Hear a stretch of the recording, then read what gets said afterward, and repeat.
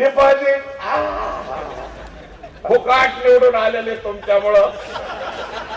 मग गुंडाळ अय्य अय्य क्या हुआ तेरा वादा वो कसम वो इरादा.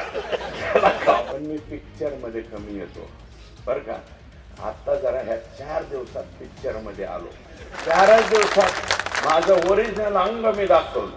राज्याच्या मुख्यमंत्र्यांना जाऊन मी एकच विनंती करेन, मुख्यमंत्री महोदय पैसा केंद्राचा आणि मार्गदर्शक तत्व हातभर राज्य सरकारचे. हे उद्योग बंद करा. काय पैसा कोणाचा? केंद्राचा. मार्गदर्शक तत्व पाणी पुरवठ्यावर एवढे खर्च करावे, संडासवर एवढे खर्च करावे, याच्यावर तेवढे खर्च. सरपंचाच्या वाट्याला काहीच नाही, हापशाचं कापून घेते. हापसा त्याच्यातून, लाईट बिल त्याच्यातून. सरपंचाच्या हाती डोंगर पोखडला त्याच्या खालून उंदीर आणि सरपंच बहुत अच्छा करो का. अरे काय करीन सरपंच. त्यात मग मी मागचे मेंबर फुकाट निवडून आलेले तुमच्यामुळं. मेंबर कसे निवडून येतात माहित नाही का? ज्या वेळेस फॉर्म भरायचे असते, अरे तुझं संडास नाही, पाणी पट्टी भरलेली नाही,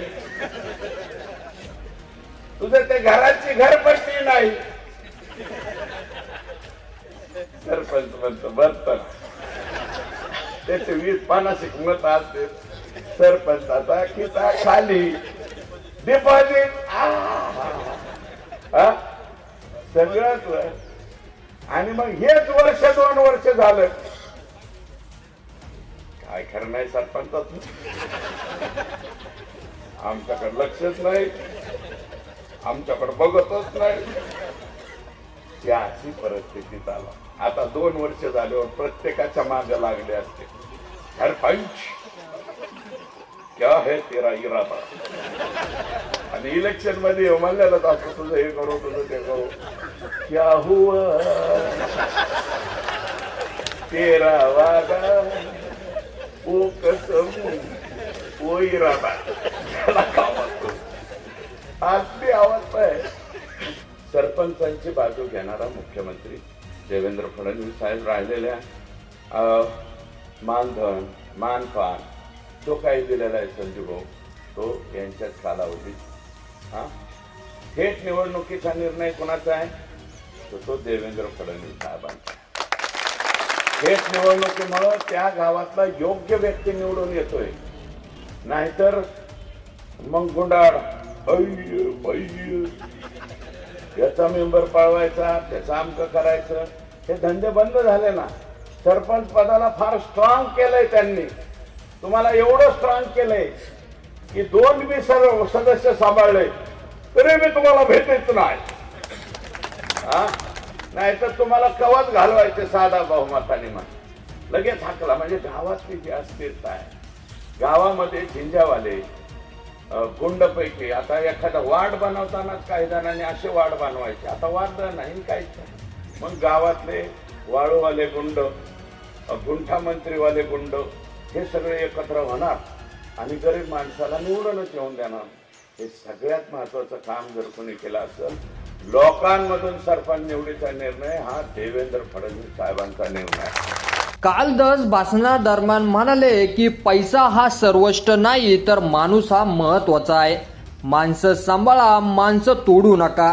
राज्याच्या मुख्यमंत्र्यांना आता एकच विनंती करणार आहे, मुख्यमंत्री महोदय पैसा केंद्राचा आणि मार्गदर्शक तत्वे हातभर राज्य सरकारची. हा उद्योग बंद करा अशी विनंती मी करणार आहे.